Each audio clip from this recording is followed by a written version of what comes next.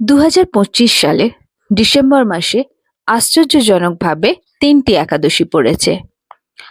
আগামীকাল ১৫ই ডিসেম্বর সোমবার সফলা একাদশী পড়েছে।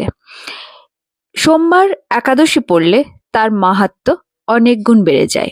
তাই এই একাদশীতে আপনাকে কোন উপায় করতে হবে সেটা জানতে হলে অবশ্যই আমার চ্যানেলটাকে সাবস্ক্রাইব করতে হবে। আর ভিডিও ভালো লেগে থাকলে লাইক ও শেয়ার করতে ভুলবেন না।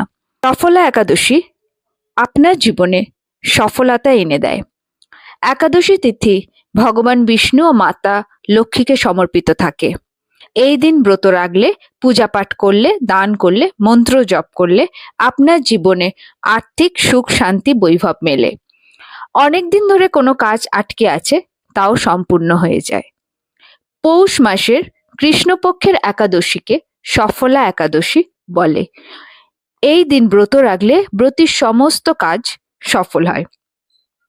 যদি খুবই আর্থিক অনটনের মধ্য দিয়ে যান, তাহলে মাতা লক্ষ্মী ও বিষ্ণু ভগবানের কৃপায় এই দিন আপনি আখের রস দিয়ে অভিষেক করুন।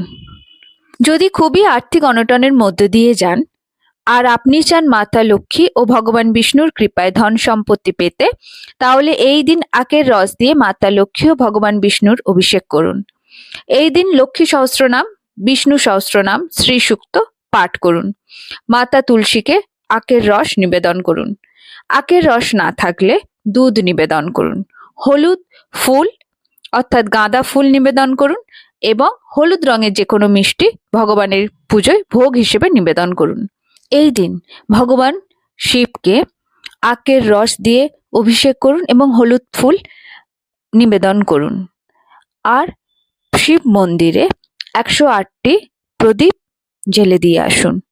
২০২৫ সালে আপনি আপনার যে যে কাজে সফলতা পেয়েছেন সেই কাজগুলোকে একটা হলুদ কাগজে লাল রঙের পেন দিয়ে লিখুন আর ভগবান বিষ্ণু শ্রীচরণে অর্পণ করুন এবং ভগবানকে ধন্যবাদ জানান এই সময় আপনার এই কাজকে সম্পূর্ণ করানোর জন্য।